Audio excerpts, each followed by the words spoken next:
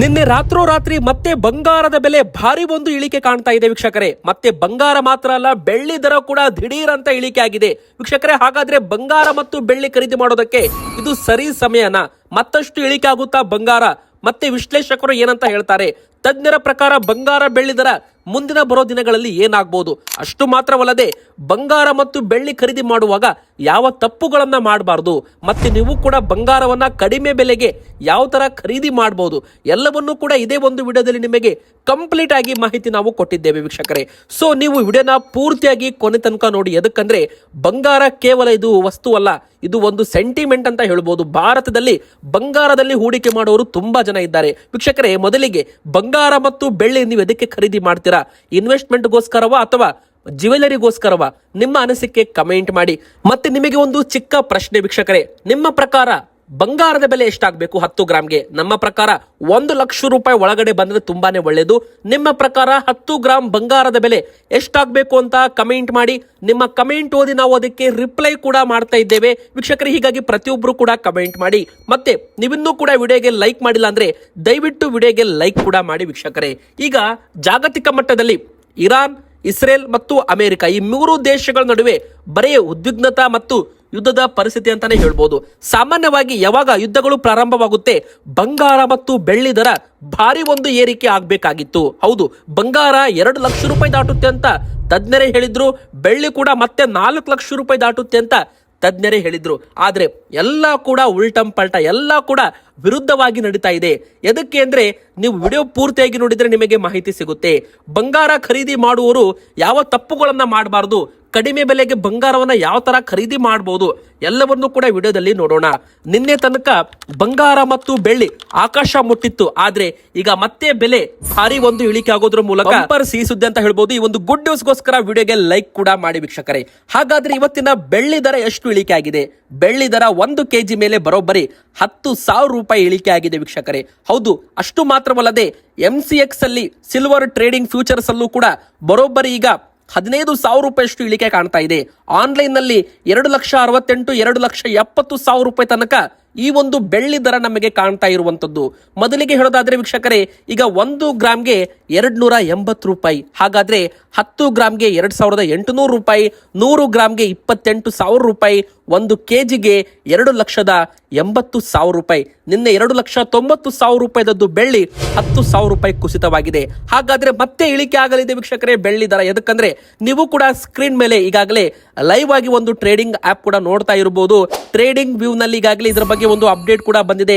ದಿಢೀರ್ ಅಂತ ಯಾವ ತರ ಇಲ್ಲಿ ಬೆಳ್ಳಿ ದರ ಇಳಿಕೆ ಆಗಿದೆ ನೀವು ಕೂಡ ಲೈವ್ ಆಗಿ ನೋಡ್ತಾ ಇರಬಹುದು ವೀಕ್ಷಕರೇ. ದಿಢೀರನೆ 10,000 ರೂಪಾಯಿಯಷ್ಟು ಮತ್ತೊಮ್ಮೆ ಇಳಿಕೆ ಆಗಿದೆ. 2,80,000 ರೂಪಾಯಿಂದ ಈಗ 2,70,000 ರೂಪಾಯಿ ಒಳಗೆ ಬಂದಿದೆ ಬೆಳ್ಳಿ ದರ. ಮತ್ತಷ್ಟು ಇಳಿಕೆ ಆಗೋ ಮುನ್ಸೂಚನೆ ಅಂತಾನೆ ಹೇಳ್ಬೋದು. ಮತ್ತೊಂದು ಕಡೆಗೆ ಯಾವಾಗ ಯುದ್ಧದ ಪರಿಣಾಮ ಜಗತ್ತಿನಲ್ಲಿ ಮತ್ತೆ ಜಾಸ್ತಿ ಆಗುತ್ತೆ ನೋಡಿ, ಅವಾಗ ಮತ್ತೆ ಬಂಗಾರ ಬೆಳ್ಳಿ ದರ ಏರಿಕೆ ಆಗಬೇಕು. ಆದ್ರೆ ಈ ಬಾರಿ ಆತ ಆಗ್ತಾ ಇಲ್ಲ. ಎದಕ್ಕಂದ್ರೆ ಡಾಲರ್ ತುಂಬಾನೇ ಸ್ಟ್ರಾಂಗ್ ಆಗಿದೆ. USA, ಅಮೆರಿಕ ಕೂಡ ಈ ಒಂದು ಯುದ್ಧದಲ್ಲಿ ಭಾಗಿಯಾಗಿರೋದ್ರಿಂದ ಜಾಗತಿಕ ಮಟ್ಟದಲ್ಲಿ ಎಲ್ಲ ಕೂಡ ಉಲ್ಟಂ ಪಲ್ಟ ಆಗೋಗಿದೆ. ಮೊದಲ ಕಾರಣ ಅಮೆರಿಕನ್ ಡಾಲರ್ ಬಲ. ಹೌದು, ಅಮೆರಿಕನ್ ಡಾಲರ್ ಬಲವಾಗಿದ್ರೆ ಬಂಗಾರದ ಬೆಲೆ ಮೇಲೆ ಒತ್ತಡ ಬೀಳುತ್ತೆ. ಎರಡನೇ ಕಾರಣ ಹೂಡಿಕೆದಾರರು ತಮ್ಮ ಲಾಭವನ್ನ ಬುಕಿಂಗ್ ಮಾಡ್ತಾ ಇದ್ದಾರೆ. ಅಂದ್ರೆ ಹೋದ 1-2 ತಿಂಗಳ ಹಿಂದೆ ಯಾರೆಲ್ಲ 1,20,000 1,10,000 ರೂಪಾಯಿಗೆ ಬಂಗಾರ ತಗೊಂಡಿದ್ರು ನೋಡಿ, ಅವರು ಈಗ ತಮ್ಮ ಲಾಭವನ್ನ ಬುಕ್ ಮಾಡ್ತಾ ಇದ್ದಾರೆ. ಹೌದು ವೀಕ್ಷಕರೇ, ಲಾಭ ಬುಕ್ ಮಾಡಿದಾಗ ಏನಾಗುತ್ತೆ? ಬಂಗಾರವನ್ನ ಮಾರಾಟ ಮಾಡ್ತಾರೆ. ಬಂಗಾರ ಮಾರಾಟ ಮಾಡಿದ್ರೆ ಬಂಗಾರ ಮಾರ್ಕೆಟ್ಗೆ ಬರುತ್ತೆ. ಖರೀದಿ ಮಾಡೋರೇ ಇಲ್ಲ ಅಂದ್ರೆ ಬಂಗಾರ ಯಾರು ತಗೋತಾರೆ? ಅವಾಗ ಡಿಮ್ಯಾಂಡ್ ಕಡಿಮೆ ಆಗುತ್ತೆ. ಯಾವಾಗ ಸಪ್ಲೈ ಜಾಸ್ತಿ ಆಗುತ್ತೆ, ಡಿಮ್ಯಾಂಡ್ ಕಡಿಮೆ ಆಗುತ್ತೆ, ಅವಾಗ ಬಂಗಾರದ ಬೆಲೆ ಇಳಿಕೆ ಆಗುತ್ತೆ ವೀಕ್ಷಕರೇ. ಇನ್ನು ಬೆಲೆ ಹೆಚ್ಚಾದಾಗ ಅವರು ತಮ್ಮ ಲಾಭವನ್ನ ತಗೋತಾರೆ. ಇನ್ನು ಮೂರನೇ ಕಾರಣ ಜಾಗತಿಕ ಆರ್ಥಿಕ ಅನಿಶ್ಚಿತತೆ. ಹೌದು, ಮಾರ್ಕೆಟ್ ತುಂಬಾ ವೇಗವಾಗಿ ಬದಲಾಗ್ತಾ ಇದೆ ವೀಕ್ಷಕರೇ. ಬನ್ನಿ ಈಗ ಬಂಗಾರದ ಬಗ್ಗೆ ಮಾತಾಡೋಣ. ಜನರು ಭಾರತದಲ್ಲಿ ಬಂಗಾರವನ್ನ 2 ಟೈಪ್ ಆಗಿ ಇನ್ವೆಸ್ಟ್ಮೆಂಟ್ ಮಾಡ್ತಾರೆ. ಮೊದಲನೇದಾಗಿ ಆಭರಣಕ್ಕೋಸ್ಕರ, ಅಂದ್ರೆ ನೆಕ್ಲೆಸ್, ತಾಳಿಸರ, ಉಂಗುರ ಮತ್ತು ಬಳೆಗಳು, ಮತ್ತೆ ತಾಳಿಸರ ಮತ್ತೆ ಚೈನು, ಏನಾದ್ರೂ ಕೂಡ ಬಂಗಾರದ್ದೇ ಯೂಸ್ ಮಾಡ್ತಾರೆ ಭಾರತದಲ್ಲಿ. ಮತ್ತೆ ಇನ್ನೊಂದು ಕಡೆಗೆ ಬಂಗಾರವನ್ನ ಬಿಸ್ಕಿಟ್ ಮೂಲಕ ಇನ್ವೆಸ್ಟ್ಮೆಂಟ್ಗೋಸ್ಕರ, ಹೂಡಿಕೆಗೋಸ್ಕರನೂ ಕೂಡ ಇಲ್ಲಿ ಯೂಸ್ ಮಾಡ್ತಾರೆ. ಮೊದಲಿಗೆ ನೀವೇನಾದ್ರೂ ಆಭರಣ ಮಾಡಿಸ್ತೀರಾ ಅಂದ್ರೆ 18 ಕ್ಯಾರೆಟ್ ಅಥವಾ 22 ಕ್ಯಾರೆಟ್ ಚಿನ್ನವನ್ನ ನೀವು ತಗೋಬಹುದು. ಹಾಗಾದ್ರೆ 18 ಕ್ಯಾರೆಟ್ ಚಿನ್ನಕ್ಕೂ ಕೂಡ ಈಗ ಹಾಲ್ ಮಾರ್ಕ್ ಬರುತ್ತೆ ವೀಕ್ಷಕರೇ. ನೀವು ಹಾಲ್ ಮಾರ್ಕ್ ಇದ್ದ ಚಿನ್ನವನ್ನ ಖರೀದಿ ಮಾಡಿದ್ರೆ ತುಂಬಾನೇ ಒಳ್ಳೆಯದು. ನೀವೇನಾದ್ರೂ ಹಾಲ್ ಮಾರ್ಕ್ ಇಲ್ಲದೆ ಇರೋ ಬಂಗಾರವನ್ನ ಆಭರಣ ಖರೀದಿ ಮಾಡಿದ್ರೆ ಅದರಲ್ಲಿ ಬಂಗಾರ ಎಷ್ಟು ಪರ್ಸೆಂಟ್ ಇದೆ, ಮಿಕ್ಸ್ ಅಂದ್ರೆ ಸಿಲ್ವರ್ ಆಗಿರ್ಬೋದು ಮತ್ತೆ ತಾಮ್ರ ಆಗಿರ್ಬೋದು, ಎಷ್ಟು ಯೂಸ್ ಇದೆ ಎಲ್ಲ ಕೂಡ ಏನೂ ಕೂಡ ಗೊತ್ತಾಗಲ್ಲ. ಯಾವಾಗ ಹಾಲ್ ಮಾರ್ಕ್ ಇರುತ್ತೆ ನೋಡಿ, ಯಾವಾಗ ನೀವು 3% GST ಬಿಲ್ ಅನ್ನ ಪಾವತಿ ಮಾಡಿ ನೀವು ಬಂಗಾರವನ್ನ ಖರೀದಿ ಮಾಡ್ತೀರಿ ನೋಡಿ, ಅದೇ ರಿಯಲ್ ಬಂಗಾರ ಅಂತ ತಿಳ್ಕೊಳ್ಳಿ ವೀಕ್ಷಕರೇ. ಒಂದು ವೇಳೆ ನೀವು ಹಾಲ್ ಮಾರ್ಕ್ ಇಲ್ಲದೆ ಬಂಗಾರವನ್ನ ತಗೋತಾ ಇದ್ರೆ ನಿಮಗೆ ಮೋಸ ಕೂಡ ಆಗೋ ಚಾನ್ಸ್ ಇರುತ್ತೆ. ಅಂದ್ರೆ ಅದು ಬಂಗಾರ ರೀತಿ ಕಾಣುತ್ತೆ, ಆದ್ರೆ ಅದರಲ್ಲಿ ಎಷ್ಟು ಬಂಗಾರ ಇದೆ, ಎಷ್ಟು ಪರ್ಸೆಂಟೇಜ್ ಬಂಗಾರ ಇದೆ ಅದು ನಿಮಗೆ ಅರ್ಥನೇ ಆಗಲ್ಲ. ಸೊ ವೀಕ್ಷಕರೇ, ನೀವೇನಾದ್ರೂ ಆಭರಣ ಮಾಡಿಸ್ತೀರಾ ಅಂದ್ರೆ ನಮ್ಮ ಪ್ರಿಫರ್ ಆಗಿ 22 ಕ್ಯಾರೆಟ್ ಇದ್ದು 916 ಬಂಗಾರವ ಹಾಲ್ ಮಾರ್ಕ್ ಅನ್ನ ಬಳಸಿ 3% GST ತುಂಬಿ ಬಂಗಾರವನ್ನ ಆಭರಣವನ್ನ ಮಾಡಿಸಿ ವೀಕ್ಷಕರೇ. ಈಗ 18 ಕ್ಯಾರೆಟ್ ಚಿನ್ನದ ಬೆಲೆ ಎರಡನೇ ದಿನವೂ ಕೂಡ 810 ರೂಪಾಯಿ 10 ಗ್ರಾಮ್ ಮೇಲೆ ಇಳಿಕೆ ಆಗಿದೆ ವೀಕ್ಷಕರೇ. ಹಾಗಾದ್ರೆ ಇವತ್ತಿನ ಬೆಲೆ ಆದ್ರೆ 1 ಗ್ರಾಮ್ಗೆ 12,167 ರೂಪಾಯಿ, 10 ಗ್ರಾಮ್ಗೆ 1,21,670 ರೂಪಾಯಿ ವೀಕ್ಷಕರೇ. ಹಾಗಾದ್ರೆ ನಿನ್ನೆ 1,22,480 ರೂಪಾಯಿ ಇತ್ತು, ಇವತ್ತು 1,21,670 ರೂಪಾಯಿ ಆಗಿದೆ. ಅಷ್ಟು ಮಾತ್ರವಲ್ಲದೆ ಇಲ್ಲಿ MCX ಗೋಲ್ಡ್ ಫ್ಯೂಚರ್ಸ್ ಅಲ್ಲಿ ರಾತ್ರೋರಾತ್ರಿ ಕುಸಿತ ಕಂಡು ಬಂದಿದೆ ವೀಕ್ಷಕರೇ. 1,62,000 ರೂಪಾಯಿ, 1,62,200 ರೂಪಾಯಿದದ್ದು ದಿಢೀರನ್ನೇ 1,60,185 ರೂಪಾಯಿಗೆ ಬಂದ್ ಆಗಿದೆ. ಮಾರ್ಕೆಟ್ ಓಪನ್ ಆಗ್ತಾ ಇದ್ದಂತೆ 1,63,000 ರೂಪಾಯಿ ತನಕ ಹೋಗಿ ನಂತರ ಈಗ 1,60,000 ರೂಪಾಯಿಗೆ ಬಂದು ನಿಂತಿದೆ. ಹಾಗಾದ್ರೆ ಮತ್ತೆ ಈಗ ಬಂಗಾರ ಇಳಿಕೆ ಆಗೋ ಮುನ್ಸೂಚನೆ ಅಂತಾನು ಕೂಡ ಇಲ್ಲಿ ಹೇಳ್ಬೋದು. ಜಾಗತಿಕ ಮಟ್ಟದಲ್ಲಿ ಅನಿಶ್ಚಿತತೆ ಇರೋದ್ರಿಂದ ಇನ್ನೊಂದು ಕಡೆಗೆ ಬಂಗಾರ ಏರಿಕೆ ಆಗೋದ್ ಬಿಟ್ಟು ಇಳಿಕೆ ಆಗ್ತಾ ಇದೆ ಅಂದ್ರೆ ತಿಳ್ಕೊಳ್ಳಿ ಲಾಭವನ್ನ ಬುಕ್ ಮಾಡ್ತಾ ಇದ್ದಾರೆ. ಯಾರೆಲ್ಲ ಕಡಿಮೆ ಬೆಲೆಗೆ ಬಂಗಾರವನ್ನ ಖರೀದಿ ಮಾಡಿದ್ರು ಅವರೀಗ ತಮ್ಮ ಬಂಗಾರವನ್ನ ಮಾರಾಟ ಮಾಡ್ತಾ ಇದ್ದಾರೆ. ಸೆಂಟ್ರಲ್ ಬ್ಯಾಂಕ್ಗಳು ಡಾಲರ್ಸ್ ಅಲ್ಲಿ ಹೂಡಿಕೆಯನ್ನ ಮಾಡ್ತಾ ಇದ್ದಾರೆ. ಇದರಿಂದಾಗಿ ಬಂಗಾರದಲ್ಲಿ ಏರಿಕೆ ನಮಗೆ ಕಾಣ್ತಾನೆ ಇಲ್ಲ ವೀಕ್ಷಕರೇ. ಮತ್ತೆ ಇಲ್ಲಿ ರಷ್ಯಾ ಉಕ್ರೇನ್ ಯುದ್ಧದ ಸಮಯದಲ್ಲಿ ಬಂಗಾರ 70,000 ರೂಪಾಯಿದದ್ದು 1,20,000 ರೂಪಾಯಿ ತನಕ ಹೋಗಿತ್ತು. ಆದ್ರೆ ಈ ಬಾರಿ ಅಮೆರಿಕ ಇರಾನ್ ನಡುವೆ ಯುದ್ಧ ಪ್ರಾರಂಭವಾದ್ರೂ ಕೂಡ ಈ ತರ ಬಂಗಾರದಲ್ಲಿ ಮೂವ್ಮೆಂಟ್ ನಮಗೆ ಕಂಡು ಬಂದಿಲ್ಲ ವೀಕ್ಷಕರೇ. ಈಗ 22 ಕ್ಯಾರೆಟ್ ಚಿನ್ನದ ಬಗ್ಗೆ ಹೇಳೋದಾದ್ರೆ ಇದು ಆಲ್ಮೋಸ್ಟ್ ತುಂಬಾ ಜನ ಆಭರಣ ಮಾಡಿಸೋದಕ್ಕೆ ಯೂಸ್ ಮಾಡ್ತಾರೆ. ನೀವು ಕೂಡ ಆಭರಣ ಮಾಡಿಸ್ತೀರಾ ಅಂದ್ರೆ ಬಂಗಾರದ್ದು 22 ಕ್ಯಾರೆಟ್ದು 916 BIS ಹಾಲ್ ಮಾರ್ಕ್ ಇರೋ ನಂಬರ್ ಅನ್ನ ಇರೋ ಒಂದು ಆಭರಣವನ್ನ ಖರೀದಿ ಮಾಡಿ. ಮತ್ತೆ 3% GST ಮತ್ತು ಮೇಕಿಂಗ್ ಚಾರ್ಜಸ್ ಇದ್ರ ಮೇಲೆ ಎಕ್ಸ್ಟ್ರಾ ಇರುತ್ತೆ, ಅದನ್ನ ನೀವು ಪೇ ಮಾಡಬೇಕಾಗುತ್ತೆ ವೀಕ್ಷಕರೇ.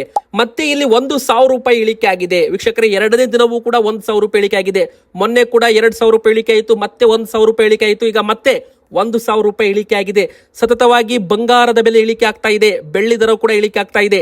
ಈಗ ನಿನ್ನೆ 1,49,700 ರೂಪಾಯಿ ಇತ್ತು ಬಂಗಾರ, ಇವತ್ತು 1,48,700 ರೂಪಾಯಿ.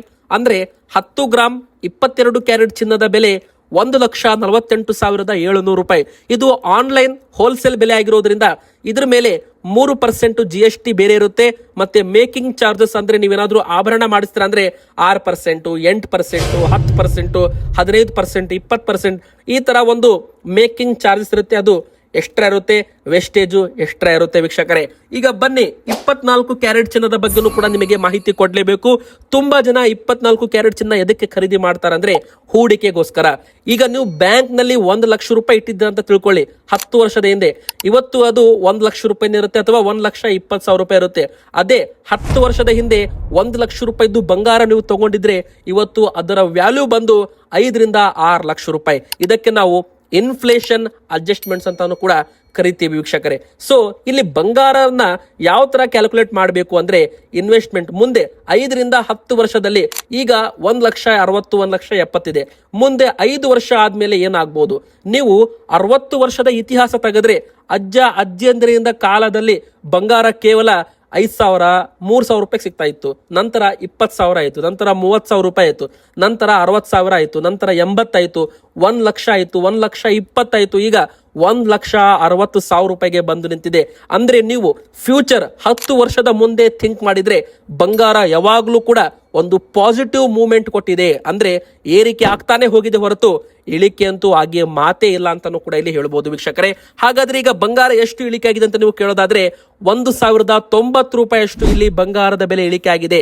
ಹೌದು, ನಿನ್ನೆ 10 ಗ್ರಾಮ್ 24 ಕ್ಯಾರೆಟ್ ಚಿನ್ನದ ಬೆಲೆ 1,63,310 ರೂಪಾಯಿದದ್ದು ಇವತ್ತು 1,62,700 220 ರೂಪಾಯಿ ಆಗಿದೆ. ಗ್ರಾಮ್ ಮೇಲೆ 109 ರೂಪಾಯಿ ಇಳಿಕೆ ಆಗಿದೆ. ಸತತ ಇದು 4ನೇ ದಿನ ಬಂಗಾರದ ಬೆಲೆ ಇಳಿಕೆ ಆಗ್ತಾ ಇರುವಂತದ್ದು. 1,70,000 ರೂಪಾಯಿದ್ದು ಈಗ 1,62,000 ರೂಪಾಯಿಗೆ ಬಂದಿದೆ. ಅಂದ್ರೆ ನೀವೇ ಲೆಕ್ಕ ಮಾಡಿ, ಕಳೆದ ಒಂದು ವಾರದಲ್ಲಿ ಅಥವಾ 10 ದಿನದಲ್ಲಿ ಬರೋಬ್ಬರಿ 8,000 ರೂಪಾಯಿ ಬಂಗಾರದ ಬೆಲೆಯಲ್ಲಿ ಇಳಿಕೆ ಇಲ್ಲಿ ಕಂಡಿರುವಂತದ್ದು ವೀಕ್ಷಕರೇ. ಇದು ಸಾಮಾನ್ಯ ಕುಸಿತವ ಅಥವಾ ದೊಡ್ಡ ಪತನದ ಆರಂಭವ ಯಾರಿಗೂ ಕೂಡ ಗೊತ್ತಿಲ್ಲ. ಕೆಲವು ಮಾರ್ಕೆಟ್ ವಿಶ್ಲೇಷಕರು ಹೇಳೋ ಪ್ರಕಾರ ಮುಂದಿನ ಕೆಲವು ವಾರಗಳಲ್ಲಿ ಮಾರ್ಕೆಟ್ ತುಂಬಾ ವಾಲಿಟಿಲಿಟಿ ಆಗಬಹುದು. ಯುದ್ಧ ಪರಿಸ್ಥಿತಿ ಮತ್ತೆ ಹೆಚ್ಚಾದ್ರೆ ಬಂಗಾರ ಮತ್ತು ಬೆಳ್ಳಿ ಏರಿಕೆನೂ ಕೂಡ ಆಗ್ಬಹುದು. ಆದ್ರೆ ಯುದ್ಧ ಕಡಿಮೆ ಆದ್ರೆ ಬೆಲೆ ಮತ್ತೆ ಭಾರಿ ಇಳಿಕೆ ಆಗ್ಬಹುದು. ಈ ಸಮಯದಲ್ಲಿ ಒಂದೇ ಬಾರಿ ದೊಡ್ಡ ಪ್ರಮಾಣದಲ್ಲಿ ಬಂಗಾರ ಖರೀದಿ ಮಾಡೋದು ತಪ್ಪಾಗುತ್ತೆ. ಹೀಗಾಗಿ ನೀವು ಕಡಿಮೆ ಬೆಲೆಗೆ ಬಂಗಾರ ಖರೀದಿ ಮಾಡಬೇಕಂದ್ರೆ ಯಾವಾಗ ನೀವು ಬಂಗಾರ ಬೆಲೆ ಕಡಿಮೆ ಆಗುತ್ತೆ ಅವಾಗ ಸ್ವಲ್ಪ ಸ್ವಲ್ಪ ಖರೀದಿ ಮಾಡಿ. ಇದಕ್ಕೆ ಎವರೇಜ್ ಬೈಯಿಂಗ್ ಮೆಥಡ್ ಅಂತಾನೂ ಕೂಡ ಕರೀತಾರೆ. ಸ್ವಲ್ಪ ಸ್ವಲ್ಪವಾಗಿ ಹಂತ ಹಂತವಾಗಿ ಖರೀದಿ ಮಾಡೋದು, ಇದರಿಂದ ಎವರೇಜ್ ಸರಾಸರಿ ಬೆಲೆ ಕಡಿಮೆ ಆಗುತ್ತೆ ವೀಕ್ಷಕರೇ. ಹೀಗಾಗಿ ಯುದ್ಧ ದೊಡ್ಡ ಮಟ್ಟಕ್ಕೆ ಹೋದ್ರೆ ಬಂಗಾರ ಬೆಲೆ ಇತಿಹಾಸದಲ್ಲೇ ಹೊಸ ದಾಖಲೆ ಕೂಡ ಮಾಡಬಹುದು. ಅದಕ್ಕಾಗಿ ಮಾರ್ಕೆಟ್ ಗಮನಿಸೋದು ತುಂಬಾ ಮುಖ್ಯವಾಗಿರುತ್ತೆ. ಬಂಗಾರ ಬೆಳ್ಳಿ ಹಣಕಾಸು ಮತ್ತು ದೊಡ್ಡ ಮಾರ್ಕೆಟ್ ಆಗಿದೆ. ಈ ವಿಡಿಯೋದಲ್ಲಿ ನೀಡಿರೋ ಮಾಹಿತಿ ಮಾರುಕಟ್ಟೆ ವಿಶ್ಲೇಷಣೆ ಆಧಾರಿತವಾಗಿದೆ. ಹೂಡಿಕೆ ಮಾಡೋ ಮೊದಲು ನಿಮ್ಮ ಹಣಕಾಸು ಸಲಹೆಗಾರರನ್ನ ಸಂಪರ್ಕಿಸಿ ನಂತರವೇ ಹೂಡಿಕೆ ಮಾಡಿ. ಈ ವಿಡಿಯೋ ಕೇವಲ ಮಾಹಿತಿ ತಂತ್ರಜ್ಞಾನ ಮತ್ತು ಮಾಹಿತಿ ಪ್ರಸಾರಕ್ಕೆ ಮಾತ್ರ.